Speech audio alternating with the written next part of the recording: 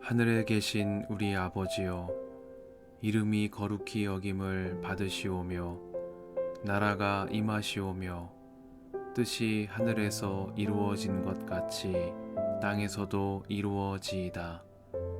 오늘 우리에게 일용할 양식을 주시옵고 우리가 우리에게 죄 지은 자를 사하여 준 것 같이 우리 죄를 사하여 주시옵고 우리를 시험에 들게 하지 마시옵고 다만 악에서 구하시옵소서. 나라와 권세와 영광이 아버지께 영원히 있사옵나이다. 아멘.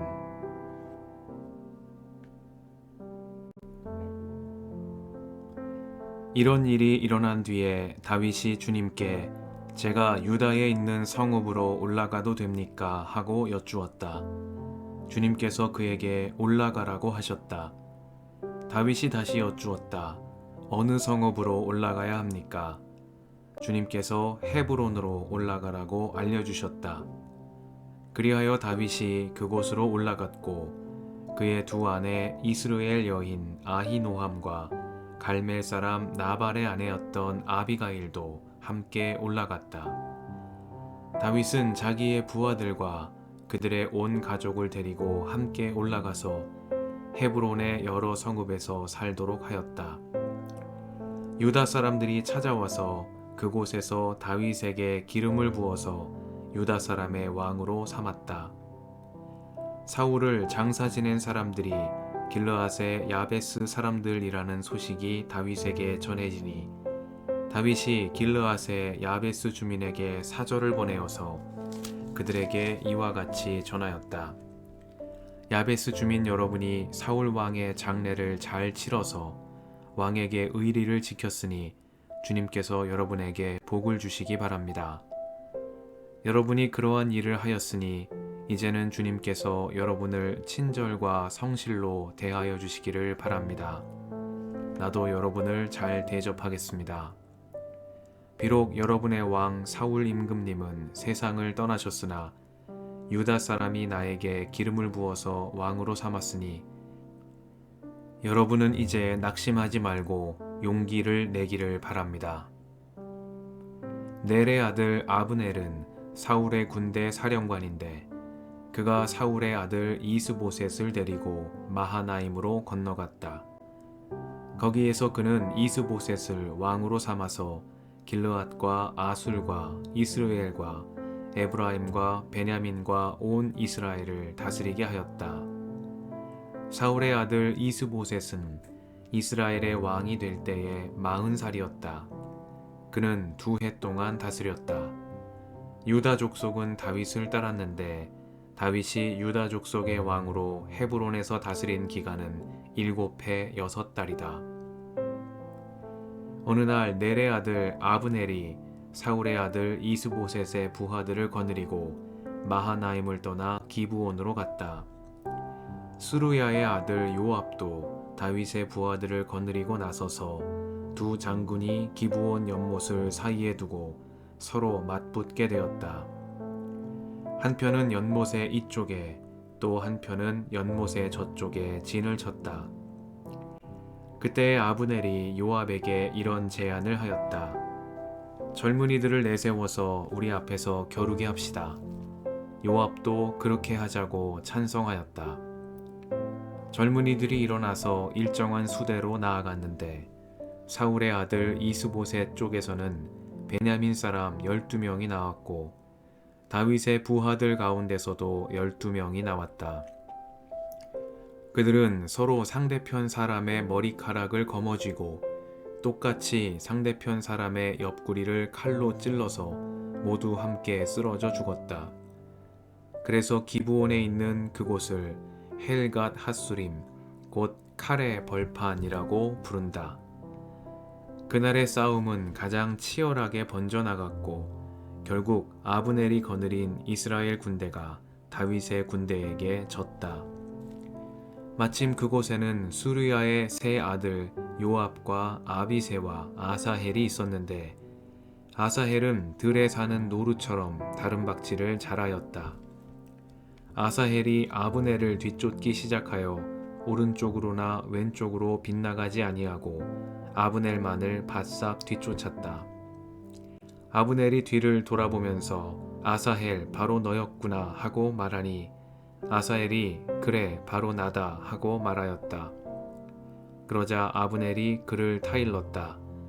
나를 그만 뒤쫓고 돌아서서 가거라. 여기 나의 좌우에 있는 젊은이나 한 사람 붙잡아서 그의 군복을 벗겨가지고 가거라. 그러나 아사헬은 그가 뒤쫓던 길에서 물러가려고 하지 않았다. 아브넬이 다시 한번 아사헬을 타일렀다. 너는 나를 그만 뒤쫓고 물러가거라. 내가 너를 쳐 죽여서 너를 땅바닥에 쓰러뜨려야 할 까닭이 없지 않느냐. 내가 너를 죽이고 어떻게 너의 형 요압을 보겠느냐. 그런데도 아사헬이 물러가기를 거절하니 아브넬이 창 끝으로 아사헬의 배를 찔렀다. 창이 그의 등을 뚫고 나왔으며 그는 그 자리에서 쓰러져 죽었다. 아사헬을 따르던 사람들이 그가 쓰러진 곳에 이르러서 모두 멈추어 섰다. 그러나 나머지 두 형제 요압과 아비새는 아브넬을 계속 뒤쫓았다. 그들이 기브온 광야로 들어가는 길가에 기아 건너쪽에 있는 암마 언덕에 이르렀을 때에 날이 저물었다. 그때 아브넬을 따르는 베냐민 족속의 군인들은 언덕 위에서 아브넬을 호위하고 버티었다. 거기에서 아브넬이 요압에게 휴전을 제의하였다. 우리가 언제까지 이렇게 싸워야 하겠소? 이렇게 싸우다가는 마침내 우리 둘 다 비참하게 망하고 말지 않겠소? 우리가 얼마나 더 기다려야 장군이 장군의 부하들에게 동족을 추격하지 말고 돌아가라고 명령하겠소? 요압이 대답하였다. 하나님의 살아계심을 두고 맹세하오. 장군이 이런 제안을 하지 않으셨으면 내 군대가 내일 아침까지 추격을 해서 장군을 잡았을 것이오. 요압이 나팔을 부니 모든 군인이 멈추어 섰다. 그들은 더 이상 이스라엘을 추격하지 않고 더 이상 그들과 싸우지 않았다. 아브넬과 그의 부하들이 그날 밤이 새도록 아라바를 지나갔다. 그들은 요단강을 건너고 비드론 온 땅을 거쳐서 마하나임에 이르렀다. 요압도 아브넬을 뒤쫓던 길에서 돌아와서 군인들을 점호하여 보니 다윗의 부하 가운데서 19명이 없고 아사헬도 없었다. 그러나 다윗의 부하들은 아브넬의 부하 가운데서 베냐민과 아브넬 군인을 360명이나 쳐 죽였다. 요압과 그 부하들은 아사헬의 주검을 메어다가 그의 아버지가 묻혀있는 베들레헴의 무덤에 장사하였다. 그리고 그들이 밤이 새도록 걸어서 헤브론에 이르렀을 때에 아침 해가 떠올랐다.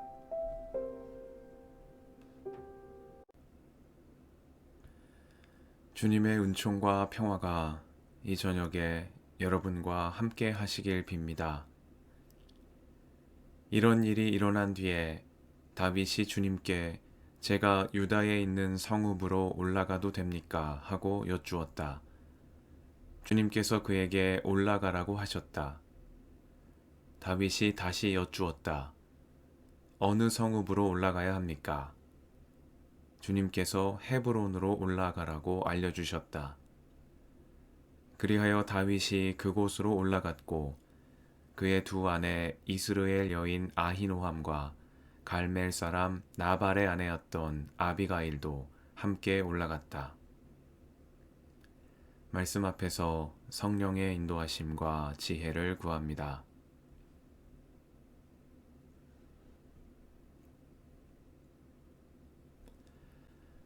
사무엘기하 2장은 다윗이 이스라엘의 왕으로 등극하는 과정에서 먼저 헤브론 유다 지파 사람들의 왕이 된 이야기를 전합니다. 사울의 죽음을 애도한 다윗은 이제 본격적으로 왕이 되기 위한 행보에 나섭니다. 사울이 통치하던 시절 다윗은 사무엘을 통해 기름 부음을 받았음에도 왕이 되고자 앞서 나서지는 않았습니다. 오히려 다윗은 사울을 암살하고 왕좌에 오를 수 있는 기회를 2번이나 반납하며 하나님이 기름 부어 세우신 사울에 대한 충성을 이어나갔습니다.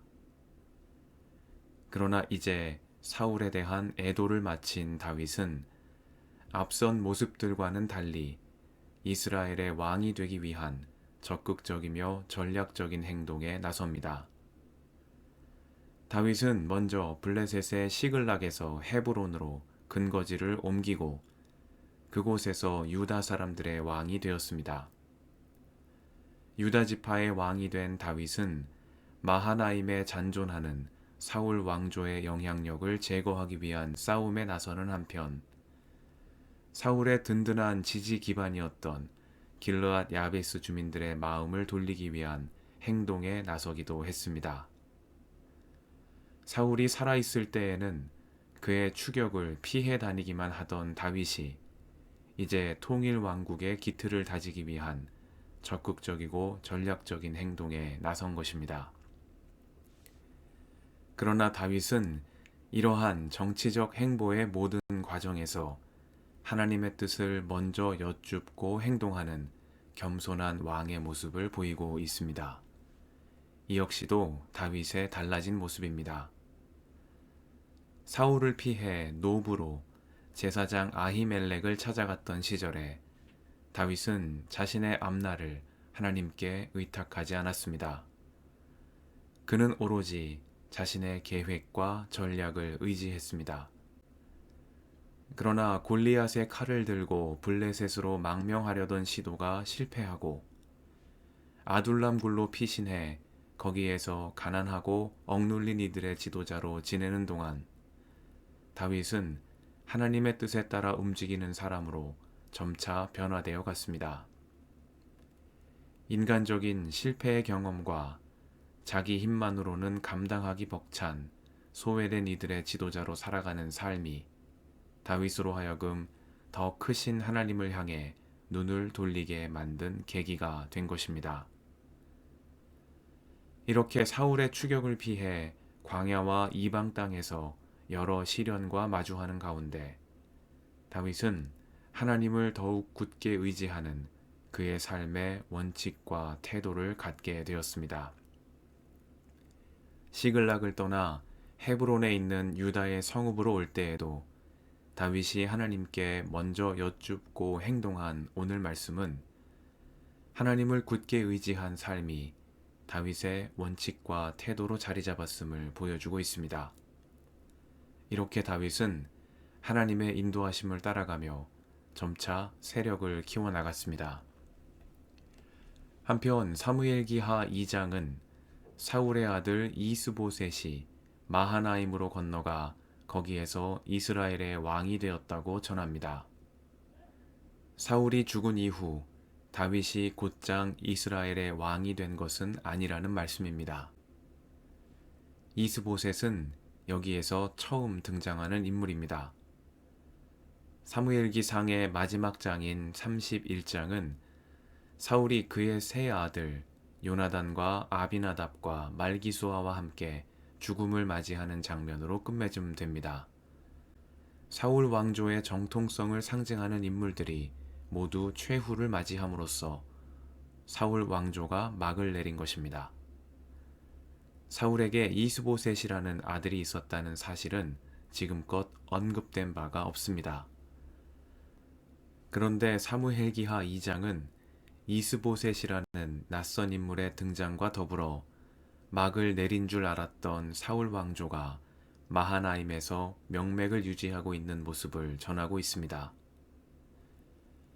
일이 이렇게 된 데에는 사울 왕조의 유력한 실세이자 사울의 군사령관이었던 아브넬이라는 사람의 욕심이 있었습니다.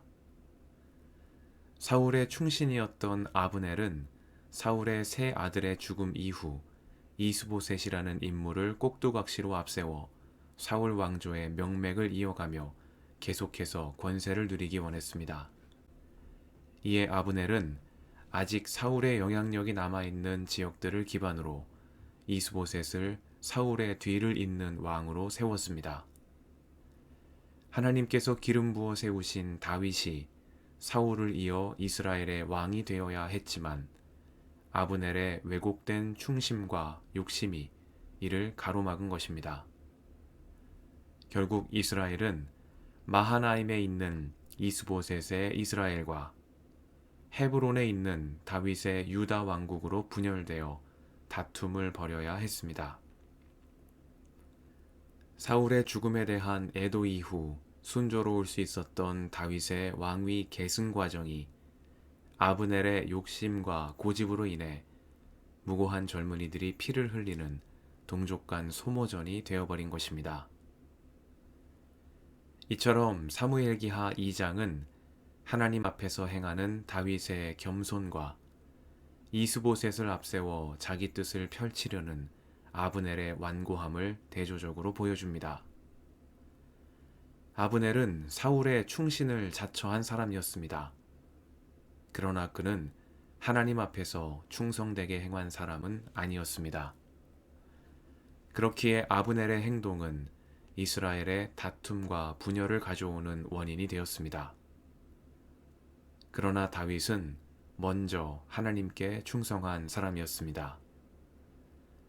그렇기에 다윗은 악령에 시달리는 이스라엘의 임금 앞에서도 충성스러운 신하로 남아있을 수 있었습니다. 그가 눈앞에 있는 사울을 바라보지 않고 그 너머에 계신 하나님을 바라본 사람이었기 때문입니다. 이 저녁에 먼저 하나님 앞에서 충성되게 행하는 우리가 되게 해주시기를 기도합니다. 우리 앞에 어떤 길도 당연하게 여기지 않으며 주님의 인도하심과 도우심을 구하는 다윗의 신실함이 오늘 믿음으로 살아가는 우리의 길이 되게 해주시기를 이 저녁에 간구드립니다. 함께 기도하시겠습니다.